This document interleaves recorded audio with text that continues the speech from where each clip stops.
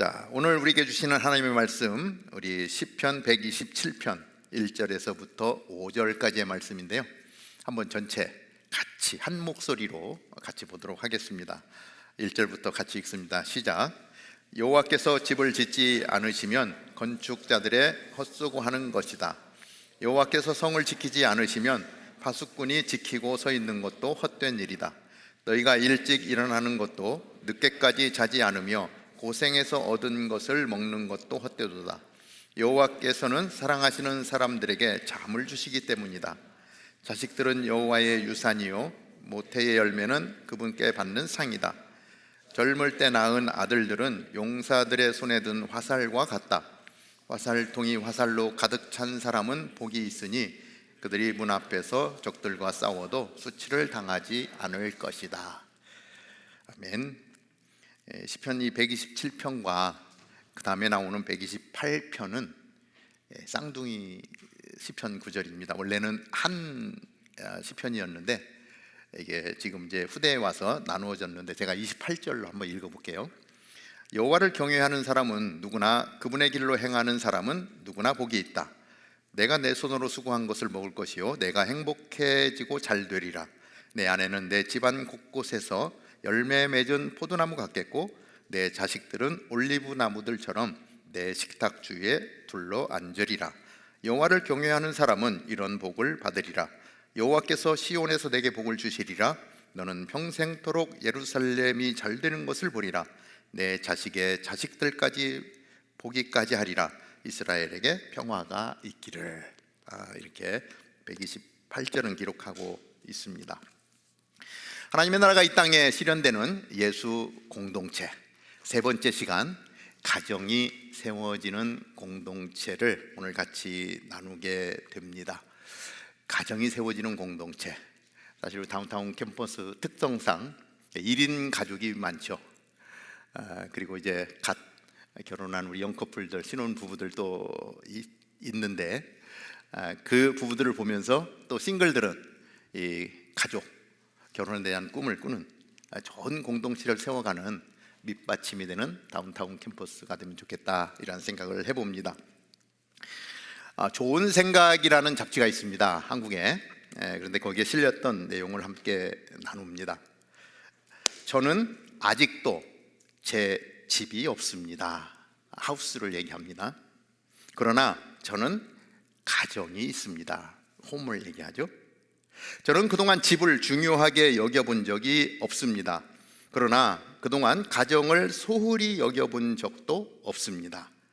저는 집은 없어도 살 수 있지만 저는 가정이 없이는 살 수 없습니다. 좋은 집을 꾸미려 하지 말고 좋은 가정을 꾸며야 합니다. 호화로운 대저택에 살면서도 다툼이 있는 것보다 오막살이에 살면서도 웃음이 있는 것이 훨씬 가치 있고 행복한 삶입니다. 공감이 가십니까? 이 집과 가정 좀 차이가 있죠. 우리는 집은 있는데 가정이 없는 경우가 많은 시대를 살고 있습니다. 왜 그렇습니까?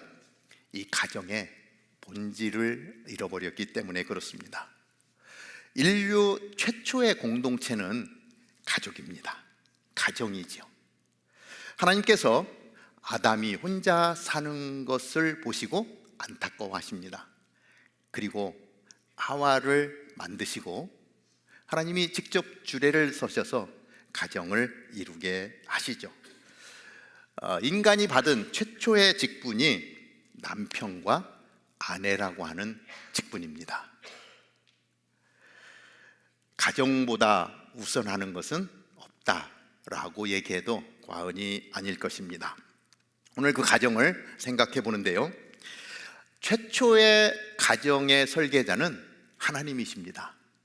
여러분들 잘 아시죠? 창세기 1장 28절을 보면 이렇게 기록을 하죠. 하나님께서 그들에게 복을 주시며 그들에게 말씀하시기를 자식을 많이 낳고 번성해 땅에 가득하고 땅을 정복하라. 바다의 물고기와 공중의 새와 땅 위에 기는 모든 생물을 다스리라 하셨습니다. 이것이 최초의 가정을 세우시고 그들에게 명령하신 하나님의 명령입니다. 하나님께서 그 태초의 가정을 설계하셨고 그 가정에게 주신 사명은 생육하고 번성하는 것이었습니다. 땅에 가득할 때까지 번성하고 충만하라고 말씀하십니다. 이 땅에 그 가정을 세우신 하나님의 뜻이라고 하는 것이죠. 그 하나님의 뜻이 이 땅 가운데 이루어져야 될 것입니다. 오늘 읽은 시편 127편 1절은 이렇게 기록을 하죠. 여호와께서 집을 짓지 않으시면 건축자들은 헛수고하는 것이다. 사람들은 자기 가정을 세워갑니다. 사랑하는 사람을 만나서 그리고 결혼하고 집도 사고 자녀도 낳고 승진도 하고 노력하면 다 되는 줄 압니다. 오늘 말씀은 뭐라고 말하고 있습니까? 오늘 말씀은 열심히 집을 짓는데 하나님께서 그 집을 세워주지 않으면 열심히 수고하고 애쓰는 그 모든 것들이 다 꽝이다 라고 말씀했습니다. 열심히 했는데, 정말 열심히 했는데 모두가 헛것이다 라고 이야기하면 얼마나 허무합니까? 제가 한국에 2023년 통계를 좀 찾아봤습니다. 그랬더니 이 한 해에 19만 4천 쌍이 결혼을 했더라고요. 적은 숫자인가요? 많은 숫자인가요? 19만 4천 건이. 그런데 그 중에 2023년 한 해 동안의 이혼 건수가 9만 2천 건이더라고요. 그러니까 거의 50% 정도가 이혼을 했다라고 하는 것입니다.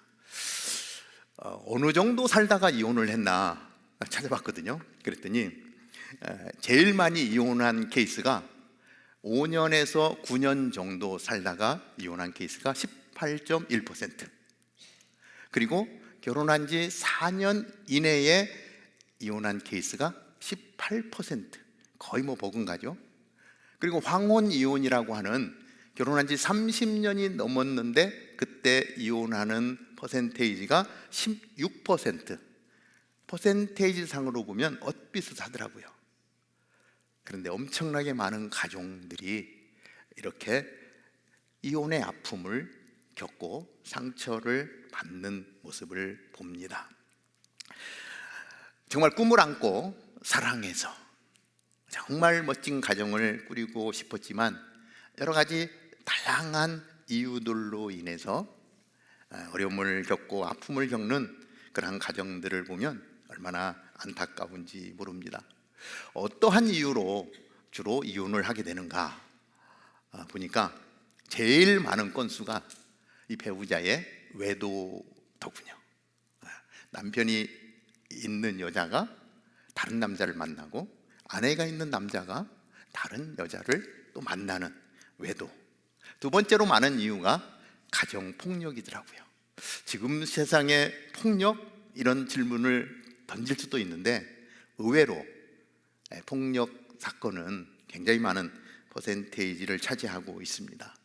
세 번째 이유가 성격 차이입니다. 처음엔 나와 다른 저 성격이 너무 좋아서 나에게 없는 것을 좀 채워줄 수 있겠다, 이렇게 해서 결혼을 했는데 살다 보니 그게 너무 차이가 나다 보니 어려움을 겪는 거예요. 그 성격 차이로 상대방을 이해하지 못하고 이혼을 하더라는 것입니다. 그리고 네 번째가 경제적인 문제로 어려움을 당하기도 하고, 다섯 번째 이 가족 간의 갈등, 특별히 이제 고부 갈등이 제일 두드러지죠. 이런 관계의 어려움 등등 수많은 이유로 인해서 가정들이 깨지는 그러한 모습들을 보게 됩니다. 제가 두란노 있을 때 우리 두란노 아버지 학교를 담당하던 김성묵 장로님이라는 분이 계십니다. 참 좋으신 분인데 그분이 책을 쓰셨어요. 그 제목이 뭐냐면 그 남자가 원하는 여자, 그 여자가 원하는 남자, 이것이 책 제목입니다. 이런 책인데 내용을 보면 결혼을 하면서 서로 기대하는 기대치가 있는데 그 기대치가 서로 완전히 다르다라고 하는 것입니다. 그래서 남자가 기대하는 이상형 아내는 어떤 것인가 보니까, 첫 번째, 그 여자는 언제나 아름답고 명랑하여 미남들이 줄줄줄 따라다녔으나 다 버리고 나를 선택한 여자. 두 번째, 건강하며 절대 아프지 않는 여자 기대한다는 거죠. 세 번째, 요리와 청소의 달인.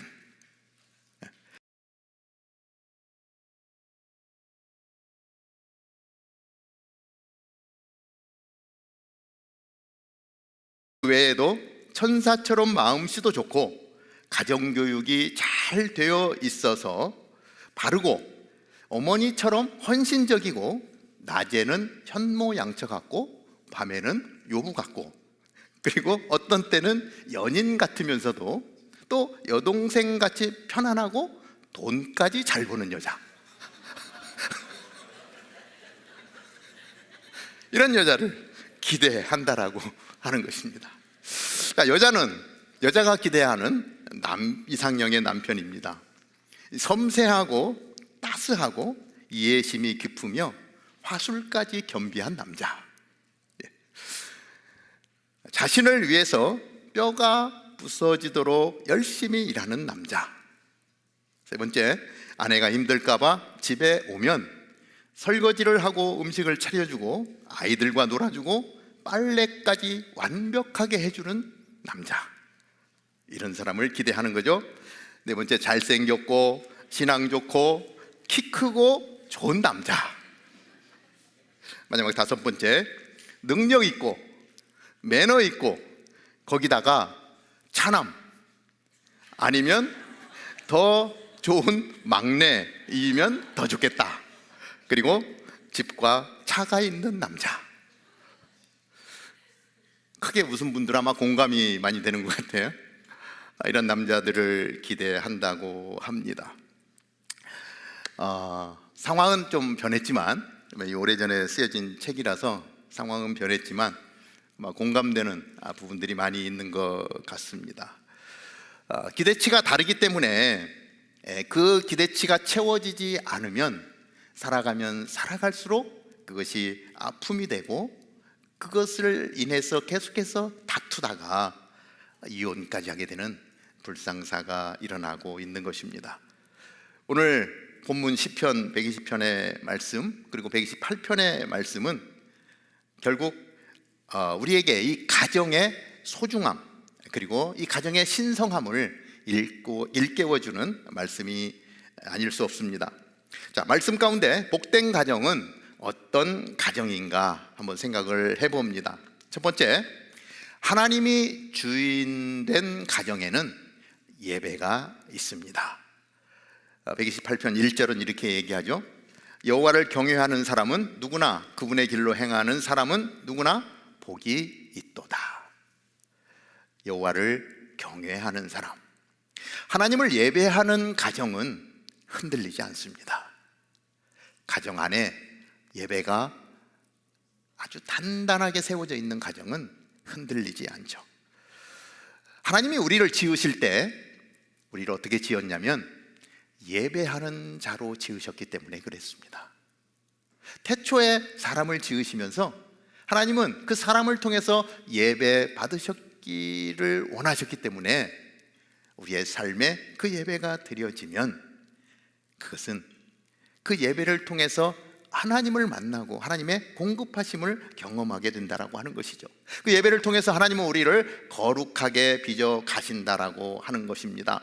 하나님은 그 예배 속에서 선하신 일들을 할 수 있도록, 그리고 바른 길을 갈 수 있도록 우리를 인도해 주시고 힘을 주신다라고 하는 것이죠. 그래서 예배가 우리가 하나님을 기억하고 신령과 진정으로 하나님 앞에 나아갈 때 그 예배를 통해서 공급되는 능력은 실로 엄청난 거예요. 그래서 우리가 예배를 드리지만 예배를 통해서 부어주신 하나님의 은혜가 너무 크다라고 하는 것입니다. 그 예배를 통해서 우리는 예수 그리스도를 닮아가게 되는 것입니다. 이 가정 예배가 있는 가정은요, 세상의 가치관을 따라가지 않게 되어져 있습니다. 왜냐하면 이 가정 안에서 계속해서 우리 주 하나님을 바라보기 때문에, 우리 주 예수 그리스도를 바라보기 때문에 세상의 가치를 따라가는 것이 아니라 하나님의 말씀을 따라서 살게 되어져 있다라고 하는 것입니다. 가정 예배를 드리는 사람은 남편이 왕이 되려고 하지 않아요. 아내가 왕이 되려고 하지 않아요. 왜?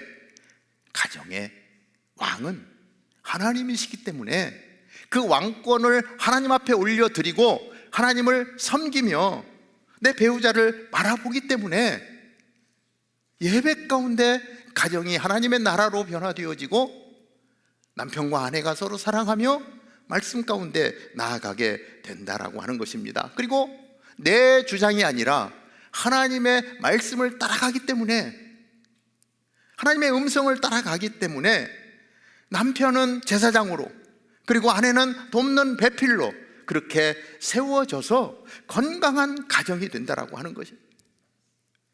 저는 이곳에 예배 드리는 우리들이 그냥 주일날 와서 한 번 예배 드리는 것으로 끝나는 것이 아니라 일상의 삶에서 예배하는 자로 설 수 있게 되기를 바랍니다. 특별히 부부로 가정을 이룬 가정은 부부가 같이 하나님 앞에 나아가는 거예요. 예배하는 거예요. 그 예배를 통해서 하나님을 만나는 것입니다. 그래서 하나님이 우리의 가정을 예배 가운데 세워주실 때, 거룩한 공동체로 세워주실 때 세상의 가치관에 흔들리지 아니하고 하나님의 말씀의 기초에서 건강하게 세워져 갈 때 그 영향력은 실로 엄청나다라고 하는 것입니다. 저는 이미 가정을 이룬 우리 다운타운 캠퍼스의 형제 자매들, 앞으로 가정을 이루게 될 형제 자매들이 그러한 가정을 꿈꾸고 그러한 가정을 이루어갈 수 있게 되기를 주님의 이름으로 축복합니다. 두 번째, 예배하는 가정은 부부 사랑이 변하지 않습니다. 이 통계에서 보았듯이 계속해서 이혼율은 높아지고 있습니다. 이 가정에 왜 이러한 위기들이 찾아옵니까? 왜 이러한 어려움들이 올까요? 그것은 내 욕구가 채워지지 않기 때문에 그래요. 내 기대가 채워지지 않기 때문에 그렇습니다. 그 가정 안에서 내 만족을 위해서, 내 기대를 채우려고 계속해서 그것을 추구하기 때문에 늘 중심에 누가 있어요? 내가 있는 거예요. 나예요, 나. 그런 가정은요, 오래 가지 못합니다. 사랑해서 결혼했는데 그 사랑은 금방 변해버리고 맙니다. 그러다 보니까 이 욕구를 다른 데서 찾으려고 하는 것이죠. 계속해서 그것을 쫓아가는 것이죠. 그러다 결국 가정은 깨어지고 마는 것입니다.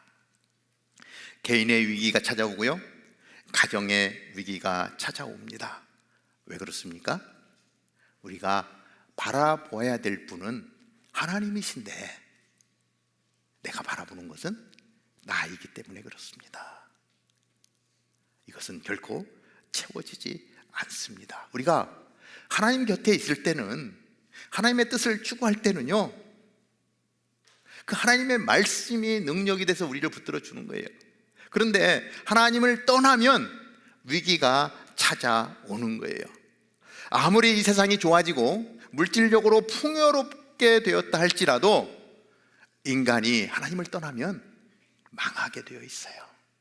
우리 주변에서 그런 분들을 얼마나 많이 보는지 모릅니다. 가정은 하나님이 세우신 공동체예요.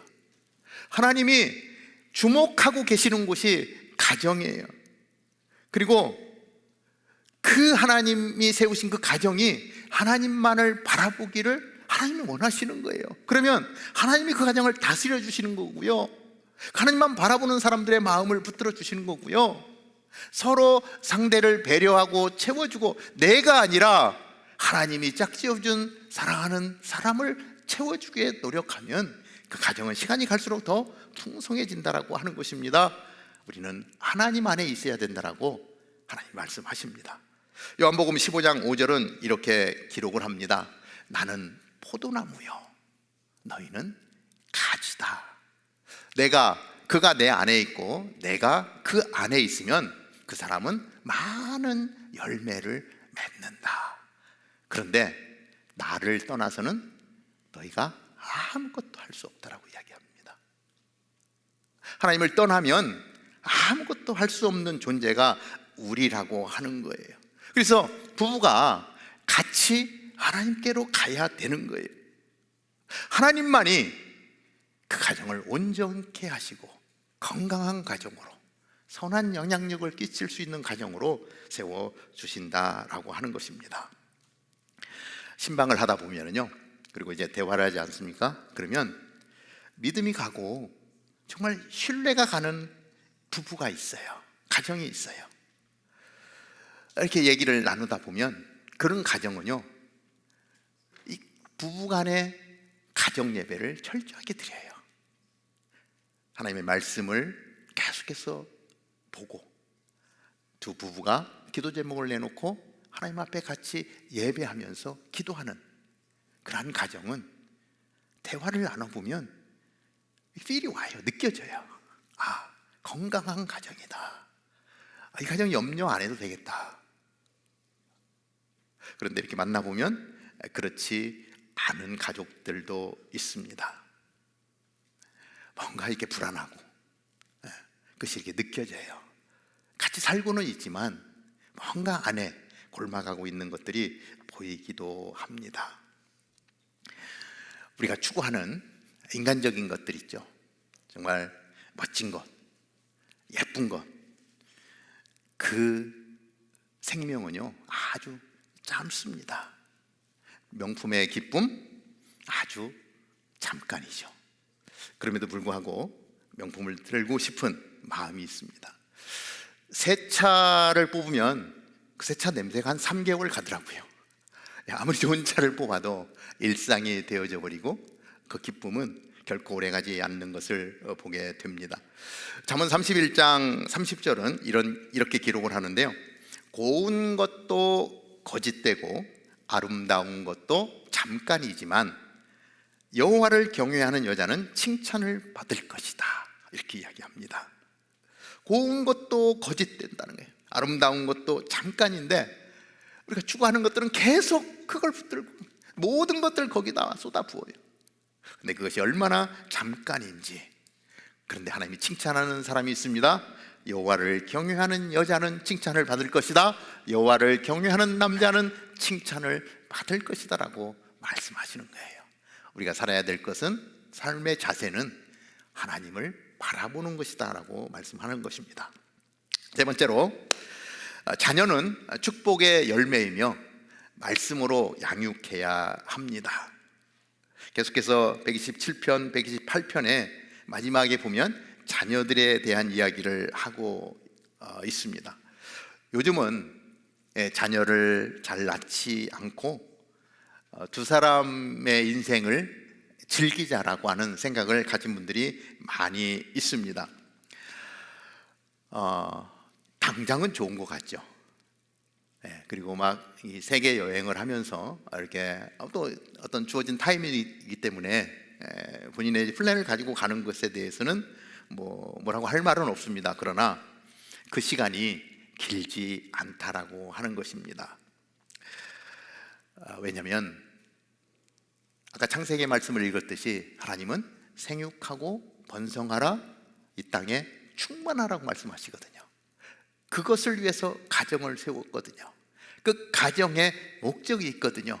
그 가정 안에서 하나님의 뜻이 이루어지는 것이 더 중요함에도 불구하고 지금 나에게 초점이 맞춰지고 내가 편한 것, 내가 좋은 것, 내가 즐겨야 되는 것 때문에 하나님의 원리를 저버리는 그런 면에서 저는 여러분들에게 늘 자녀를 많이 낳으라고 말씀을 합니다. 제가 작년만 해도 14커플이 탄생을 했는데 제가 줄에 설 때마다 늘 묻습니다. 몇 명을 낳겠느냐라고 물으면 보통 1명 내지 2명 이 정도에서 끝나더라고요. 그래서 제가 늘 얘기합니다. 3명은 낳아야 된다고.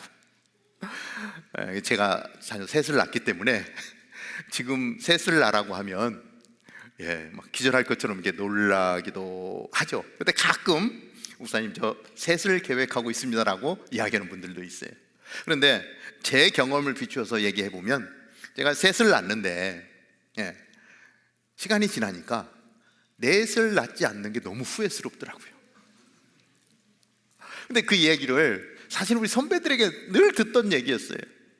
그 시점이 되어야만 깨달을 수 있는, 젊은 때는 깨달을 수 없는 문제이기도 하죠.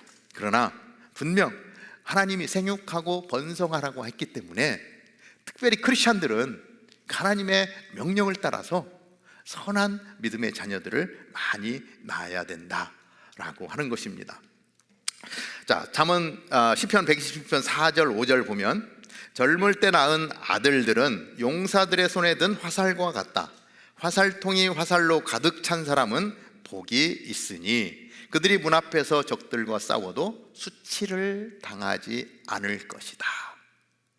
하나님의 말씀입니다. 용사의 손에 잡힌 화살과 같다. 든든하게 한다는 것이죠.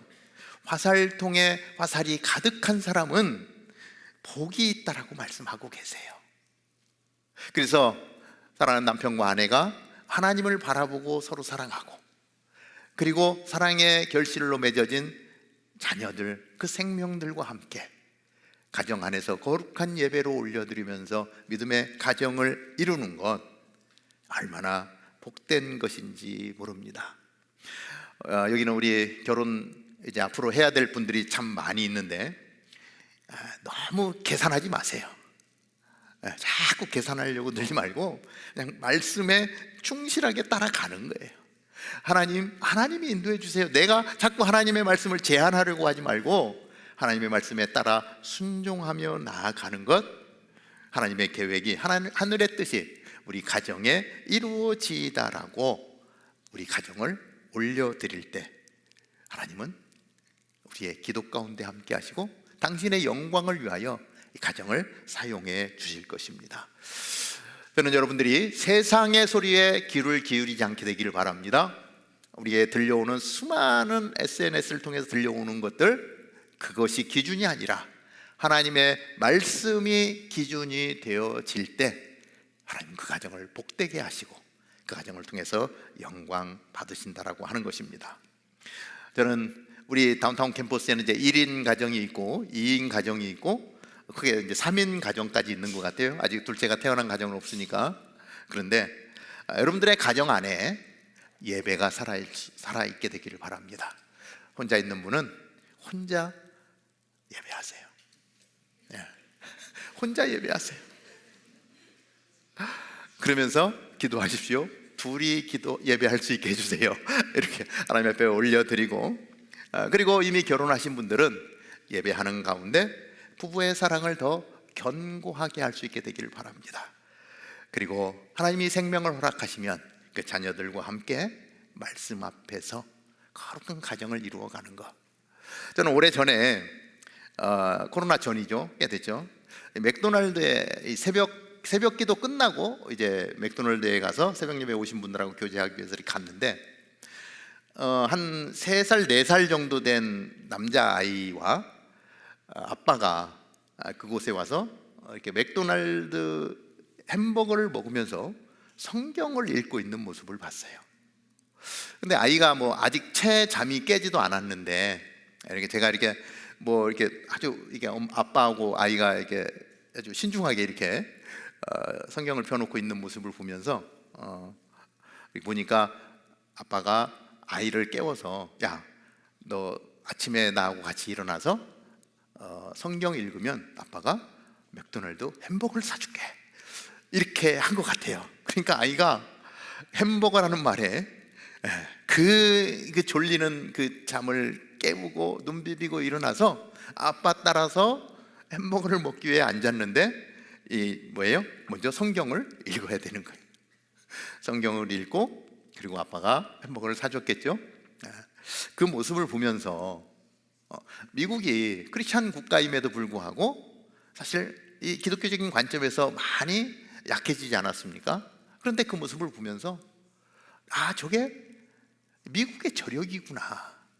뭐 그 사람 제 잘은 모릅니다. 그러나 그 아이에게 하나님의 말씀을 주기 위해서 햄버거를 미끼 삼아서 하나님의 말씀 가운데 나아가게 하는데, 그 아이가 그 말씀들을 대하면서 얼마나 대하겠습니까마는 그렇게 하나님 앞에 그 말씀 가운데 나아갔던 그 삶이 얼마나 힘이 되고 도전이 되겠는가. 그러면서 그 조그만 아이인데 정말 복된 아이구나, 멋진 아빠를 뒀구나.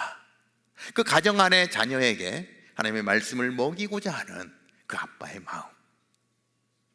저는 우리 결혼하신 가정들의 이제 자녀가 태어난 가정에 이러한 하나님 앞에 나아가는, 하나님의 말씀을 부여잡는 복된 삶이 여러분들의 삶 가운데 있게 되기를 주님의 이름으로 축복합니다. 기도